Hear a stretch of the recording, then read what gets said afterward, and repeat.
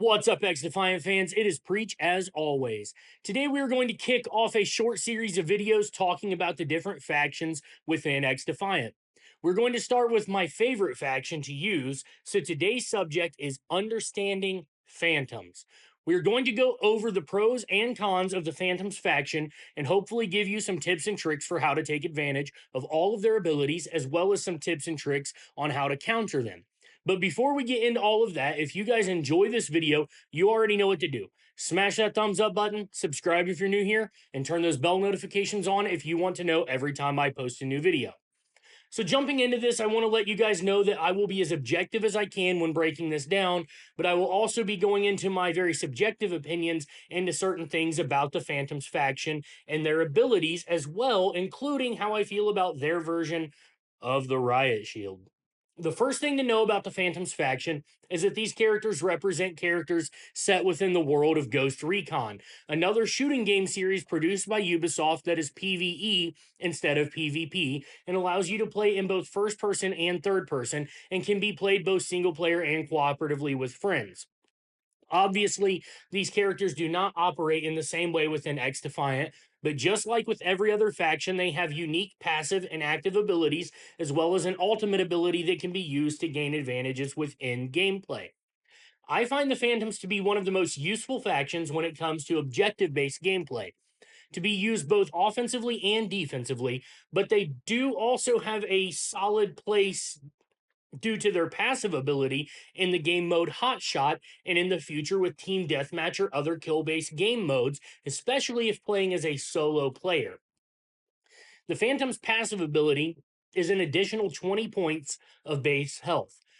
All of the other factions within the game have 100 points of base health before any boosters are applied, but the Phantoms start with 120 base health and also restore to 120 base health.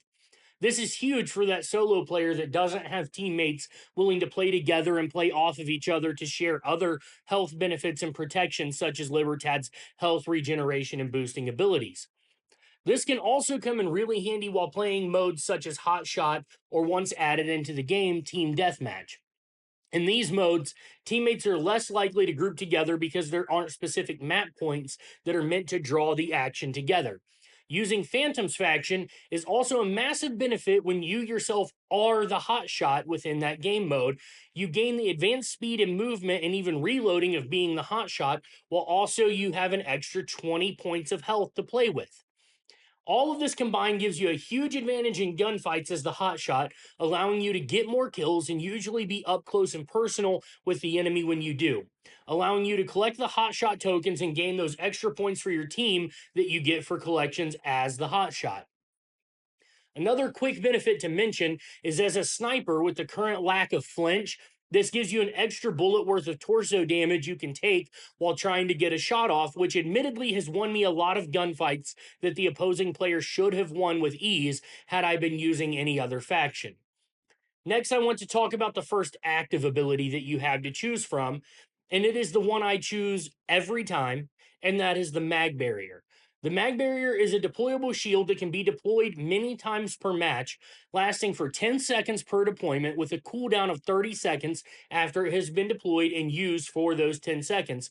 So once every 40 seconds, you can have this shield for 10 seconds.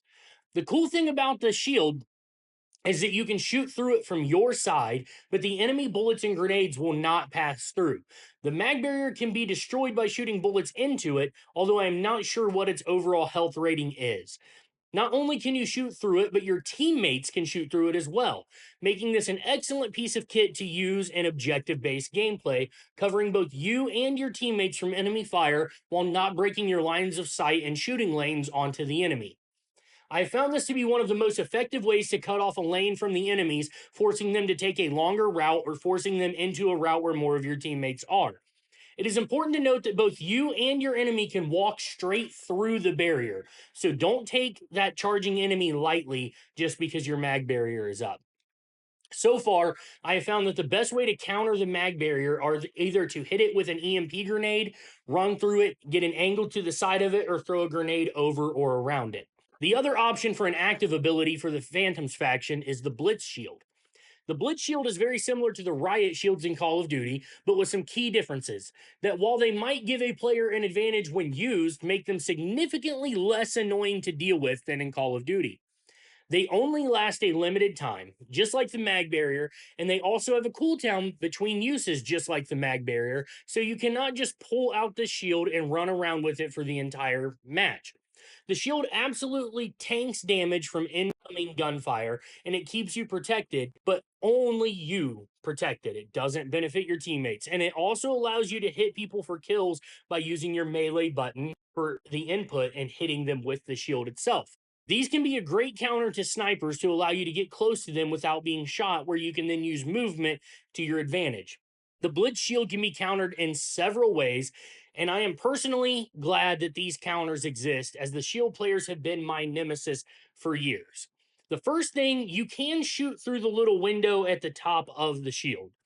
And if you stick a player's Blitz Shield with a sticky grenade, the shield will not protect them from the blast and you will still get the kill. However, it is important to remain at a safe distance when doing this, because if they get close enough to you, you can be killed by your own grenade. Another cool option is that you can throw an EMP grenade near the person using the shield and cause their shield to go away. I found that this usually seems to catch them really off guard and you get a pretty easy kill. Finally, it is time to discuss the Phantom's ultimate ability. Their ult is called Aegis.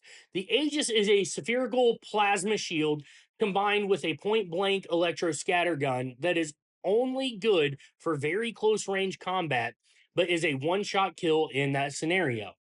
The shield itself will stop bullets and grenades similarly to the mag barrier, but instead of being deployed into a stationary position, it creates a radius around the Phantom using it and travels with the player, always maintaining that circle shield no matter where the player goes.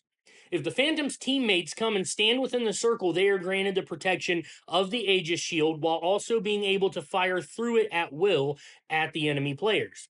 This is, in my opinion, the most useful ultimate for playing the objective that there is in the game, as it can give full 360-degree protection to you and any teammates smart enough to stand inside of it. But you can move around, although rather slowly, with Aegis activated, meaning that you can relocate within the objective to hold different angles, or even walk with the package in escort, keeping you and your teammates protected, allowing you to make huge progress in your escort percentage or removing the enemy's progress as well. The Aegis, however, can be countered by smart players in most situations, especially if the user is stuck by themselves without much teammate help.